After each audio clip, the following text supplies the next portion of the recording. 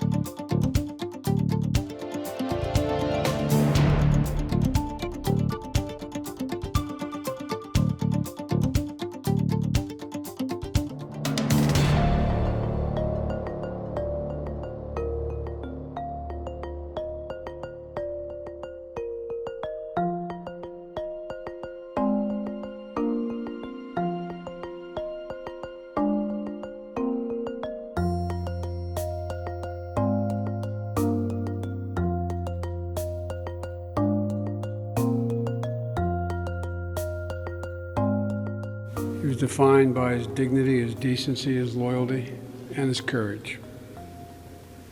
And Mom, that's because of you and his dad. That's how it happened, not by accident. Your son, your husband, your brother, your dad was a hero. And he's part of you. It's in your blood. My prayer for you is that moment of the smile comes before the tear, quicker than longer.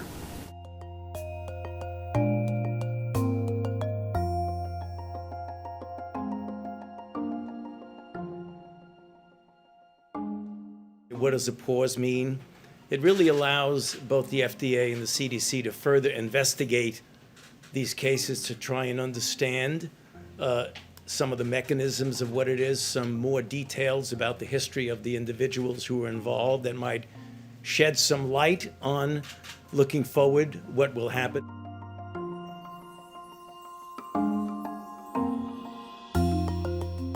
So you're talking about tens and tens and tens of millions of people who've received vaccine with no adverse effect.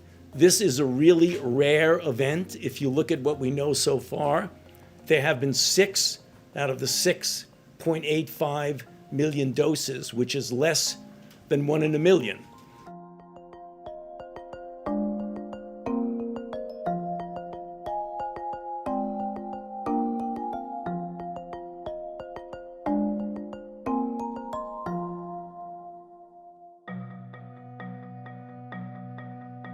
We went to Afghanistan because of a horrific attack that happened 20 years ago. That cannot explain why we should remain there in 2021. I'm now the 4th United States president to preside over American troop presence in Afghanistan. 2 Republicans, 2 Democrats. I will not pass this responsibility on to a 5th. After consulting closely with our allies and partners, with our military leaders and intelligence personnel, with our diplomats and our development experts, with the Congress and the Vice President, as well as with Mr. Ghani and many others around the world, I've concluded that it's time to end America's longest war. It's time for American troops to come home.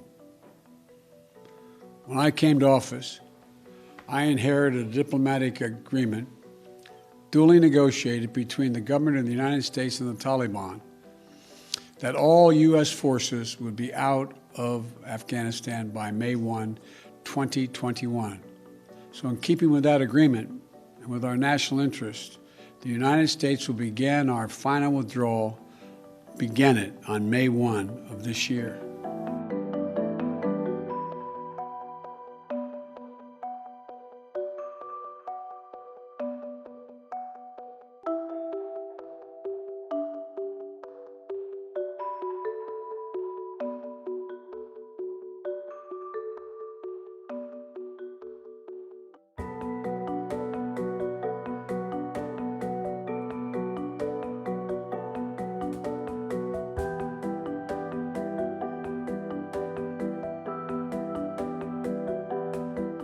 our objective here is not to escalate. Our objective here is to impose costs for what we feel are unacceptable actions by the Russian government.